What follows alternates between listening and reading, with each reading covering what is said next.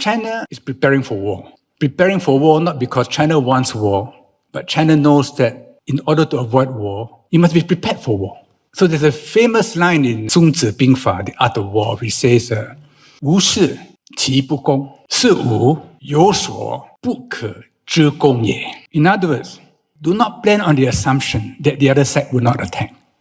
Plan on the basis that you can withstand all attacks. Then there will be peace. Now, interestingly, this statement from Sun Tzu was quoted by Medvedev, the Russian Prime Minister, who has also been reading Sun Tzu. There are three main domains of warfare which I think China is worried about.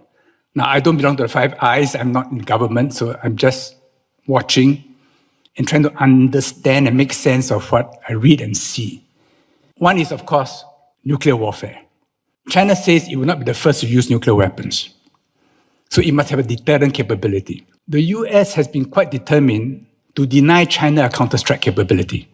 Because if it's just conventional warfare, repeated scenario war gaming by the Indo-Pacific Command, by RAND, shows that in a conventional war around Taiwan, the South China Sea, America cannot prevail. So they must be able to threaten nuclear weapons. But if China can threaten back, then that threat is blunted. So China has a few hundred warheads. America has many thousands. And China is thinking of putting the ICBMs on high-speed rail. It's about the same length as the carriage. But they can't be sure because a few hundred, you can tag every one of them. Yes, you have tunnels, but I know where the tunnels open and where they close. And I can close them. China's strategic bombing is very backwards, relatively speaking. So they are very dependent on strategic submarines, which is why the South China Sea is so important. It's not about navigation or shipping.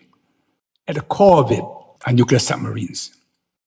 You know, in Sanya, they have a facility like you see in James Bond movie, deep down below the submarines come out. The Americans cover the seabed. They have all kinds of drones, seabed arrays, surveillance to monitor all the Chinese submarines. And the Chinese harass American submarines and encourage the fishermen to fish out American drones. They pay much more for a drone than for a tuna. And see. So there's a game going on which is not much reported, but which those who are interested follow. But just to be sure, China will increase its warheads to maybe 1,000, maybe more. So that whatever you do, you can't take out all my counter-strike capability. And without that counter-strike capability, America's ability to prevent reunification of Taiwan will be severely blunted. So this is one serious area. And in many Chinese cities, they're building tunnels, nuclear tunnels, like they did against the Soviet Union. And for China, time is important. The longer the contest is deferred, the better it is for them, because they're getting stronger. Whereas in America today is very divided. A lot of people say America has not been so divided since the Civil War.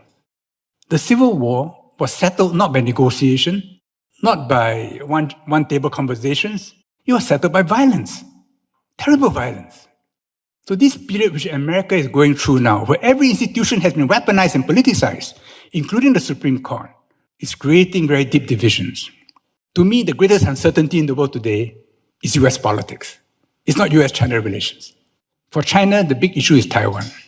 China has been telling the Americans, you keep saying one Taiwan, you do something else. We don't believe you. We will judge by what you do. And Wang Yi said, if there's conflict over Taiwan, there will be ferocious storms. That's the word he used, ferocious storms. In other words, there'll be war. And the entire basis of U.S.-China relations, which started with Kissinger and Nixon, was based on one China. Kissinger said, you can talk about everything else, but Zhou Enlai and Mao Zedong will always come back to Taiwan. So Taiwan is not a card. Taiwan is the basis. Every American administration thinks it's a card, and then it is brought back to reality. Will it be again brought back to reality? I'm not sure. Because the anti-China sentiments in America today are bipartisan and profound. Even if the Republicans win, they'll still be anti-China. And the deep state, meaning the security intelligence agencies, defense, they are committed on a multi-year program to fight China. So it's not going to change just because the president has changed. So in the short term, because America needs to lower tariffs in order to reduce the tax on its own population, to reduce inflation, it needs China to do some face-saving concessions for this to go through, so they need to talk. So in the coming months, we may well see improvement in China-US relations, but as a longer-term proposition, I don't think the position has changed. So we're all caught in between. In Singapore, we are very reliant on the US for our weaponry, for the financial system. We don't want to choose. Our best bet is to have ASEAN, because if it's just us, it's very uncomfortable. But if there's ASEAN around us, we can all hide behind ASEAN. It's an ASEAN position. When I was trade minister, foreign minister, for me, always the first circle of our trade and foreign policy was ASEAN. The more ASEAN puffs up, the more comfortable the buffer we have. It's like airbags, We meet an accident, airbags all around us. We need ASEAN for that. It's very important. And for those of us who are in business, I think we have to think through clearly, because whether we like it or not, globalization that we were used to has crested. And in selective areas, there's decoupling. Decoupling because it is strategically necessary.